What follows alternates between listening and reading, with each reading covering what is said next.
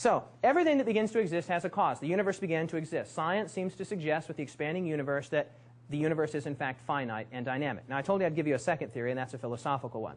Now, see if you can follow this. I'm going to give it to you very quickly, and if you don't follow it, I apologize. Okay, you have two kinds of infinities. For those of you who are mathematicians, you'll find this very interesting. You have an abstract infinity, and you have a concrete infinity. The abstract infinity basically says that between my two fingers, there is an infinite number of dimensionless points. Okay, you go half, you go half, you go half, you go half. It will never resolve to 1. 0.000005, 0.000025, 0.000125. It will never resolve to 1. So you have an infinite number of dimensionless points between my fingers. Does that make sense, yes or no? But is there an infinite amount of distance between my two fingers?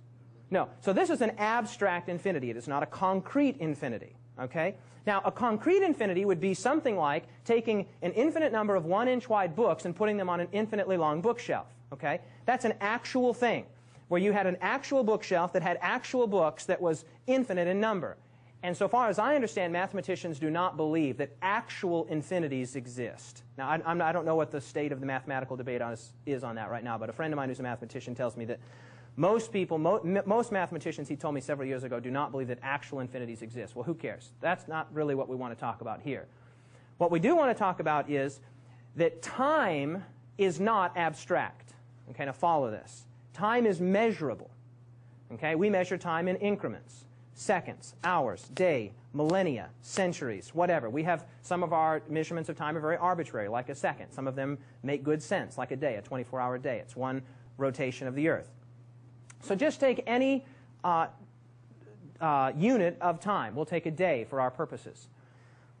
Time can be measured. It can be quantified, and therefore it is not abstract. Maybe one of the cutest definitions I've ever seen of time, I think you'd get a kick out of this.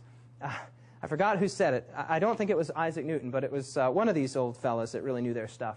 I thought this was kind of clever. They said, time is that thing that prevents everything from happening at once. Okay? Time is actually very difficult to identify and to define. But time, for my purposes and for the purposes of many people, is simply a measure of change.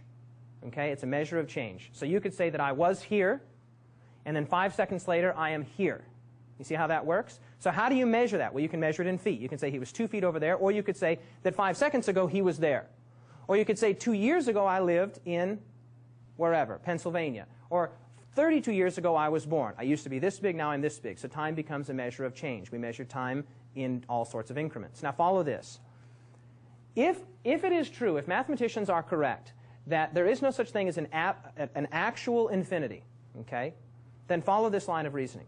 If time is something that actually exists, okay, this thing that we live in, this matrix called time, and it is, of course, I believe we all believe that, right? Your professors believe that, right? They actually set days for actual tests, right? They believe that time exists, and you subscribe to the fact that time exists. Now, here's the thing. It is impossible to traverse an infinite series of anything. Okay, follow that. It is impossible to traverse an infinite series of anything. In other words, if you started counting today, how long would it take you to count to infinity? Yeah, and the answer is forever. It's not possible. You can't traverse, because just when you thought, oh, finally I've arrived at infinity, oh, there's an infinity beyond, okay? Because you cannot traverse an infinite series of anything, that proves that time cannot be infinitely distant in the past. Now, why might I say something like that? Very easy.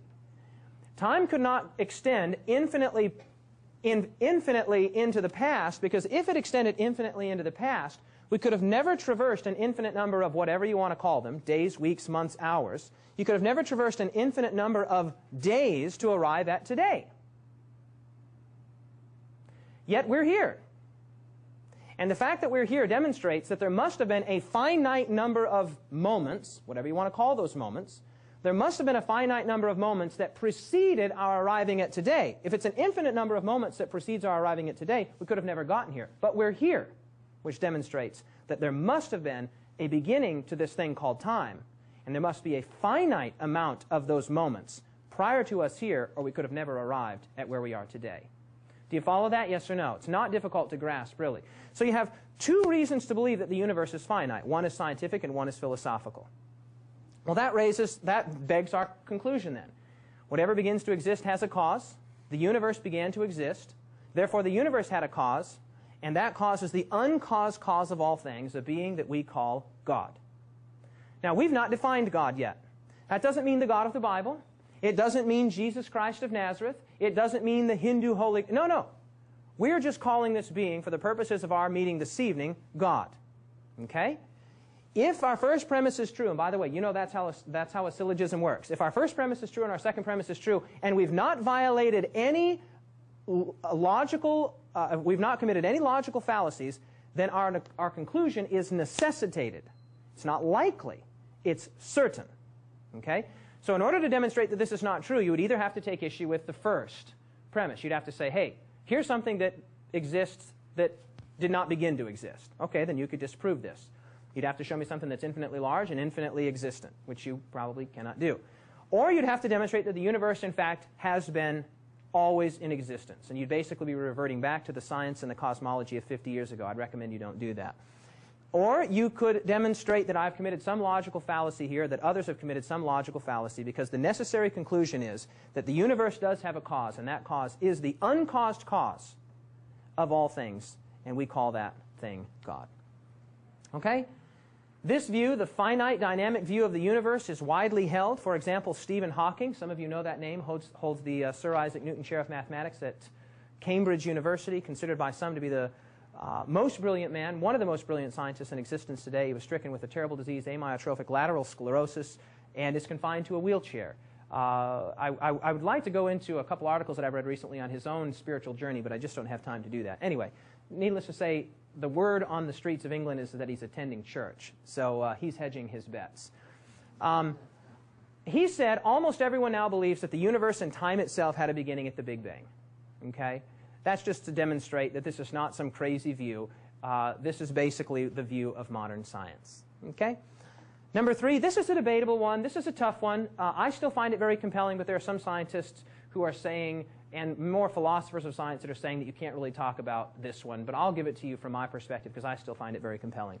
Number 3, that is the case from design in the universe. It's what's called the teleological proof, and that, of course, comes from telos, which is, that's actually supposed to be order, is the main issue there, order or design. So you're talking about the argument from design, and it's very easy to understand.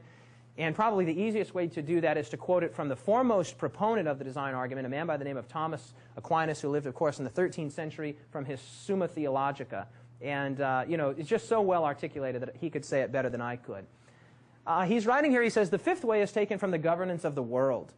We see that things that lack intelligence, such as natural bodies, by that he means rocks or water, something of that nature, act for an end. And this is evident from their acting always, or nearly always, in the same way so as to obtain the best result. Hence it is plain that not fortuitously, but designedly do they achieve their end. Now, whatever lacks intelligence cannot move towards an end unless it be directed by some being endowed with knowledge and intelligence, as the arrow is shot to its mark by the archer. Therefore, some intelligent being exists by whom all natural things are directed to their end, and this being we call God. You follow that? Very easy to understand. Another way to put it is that every watch has a designer. That's your major premise. Your minor premise is the world is more complex than a watch, and your conclusion is, therefore, the world had a world maker, and that world maker is God. Okay? Design in the universe strongly suggests, and by the way, you can take the teleological argument at the micro level as well as at the macro level. Okay? Here's another way to frame this. Design necessitates a designer. By the way, this is where the philosophers of science get in and say, you know, you can't, I was just reading a website on it yesterday, you know, there's really no such thing as design. The anthropic principle factors in here, and everything we see, we perceive through our eyes, and so it's really impossible to talk about design, et cetera, et cetera. Well, let me tell you this. Let the philosophers do their philosophizing. Let me just make it very plain here. When you're walking down a riverbed, if you're ever out hiking here in Michigan, and you are walking over a former riverbed, let's say it was a dry river, and you see stone, stone, stone, stone, stone, all these rounded stones that have been worn round by the water or by whatever the elements may be. You see them. And then you see another stone that's shaped triangularly, that has a little element that comes off the end that's chiseled to a nice fine point and has a nice sharp tip. You know immediately that you're looking at an arrowhead. You don't just pass glibly over that. You recognize the qualities of design. You say, the wind and the waves, as it were, the water, fashioned all of these other stones. No question about that. But as soon as you see that, you say, hey, there's design here. Something caused this to exist. The natural elements could not. So let the philosophers philosophize. What I'm telling you is design is not difficult to detect. Let me give you another good example.